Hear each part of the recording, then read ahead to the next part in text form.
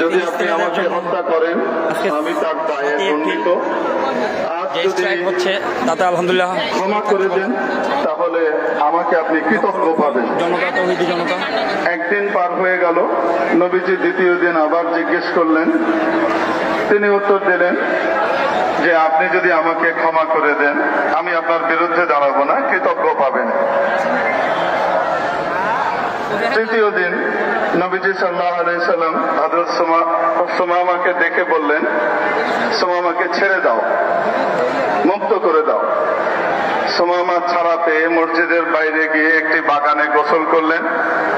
ফিরে এসে নবীজি সাল্লাল্লাহু আলাইহি সাল্লামের সামনে কালিমায়ে শাহাদা পাঠ করলেন এবং বললেন, খোদার কসম, পৃথিবীতে এমন কোনো অঞ্চল ছিল না যে অঞ্চল আমার কাছে আপনার অঞ্চলের চেয়ে অধিক ঘৃণিত ছিল। আর আজকে আসবাহা বিলাদুকা আহাব্বাল বিলাদি ইলাইয়া, আমার কাছে আপনার এই জমিন, আপনার দেশ সবচেয়ে প্রিয়। পৃথিবীতে যত মুখ ছিল, চেহারা ছিল, সর্বাধিক ঘৃণিত চেহারা আপনারটা আমার কাছে ছিল। আর আজকে আমার কাছে আপনার চেহারার চেয়ে অধিক প্রিয় আর কোনো চেহারা নাই। পৃথিবীতে যত দিন আর ধর্ম ছিল, সবচেয়ে ঘৃণিত ধর্ম আপনারটা আমার কাছে ছিল। আজকে আপনার চেয়ে, আপনার ধর্মের চেয়ে প্রিয় ধর্ম আমার কাছে আর দ্বিতীয়টি নেই। এই কথা বলে হযরত সুমামা নবীজির কাছ থেকে অনুমতি নিয়ে উমরায় গেলেন।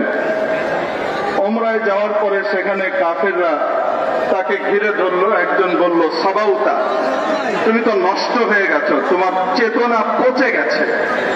হযরত সুমামা উত্তর দিলেন, বাল আসলামতু মা মুহাম্মাদিন রাসূলিল্লাহ সাল্লাল্লাহু আলাইহি ওয়াসাল্লাম, আমি নষ্ট হইনি, বরং আমার চেতনা পরিশুদ্ধ হয়েছে, আমি নবীজির সাথে মুসলমান হয়েছি। এরপরে সুমামা একটি পদক্ষেপ নিয়েছিলেন, যেটি আমি আপনাদের সামনে আজকে পেশ করতে চাই।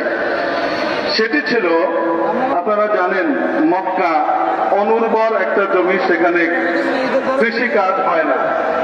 তাদের খাদ্যদ্রব্যের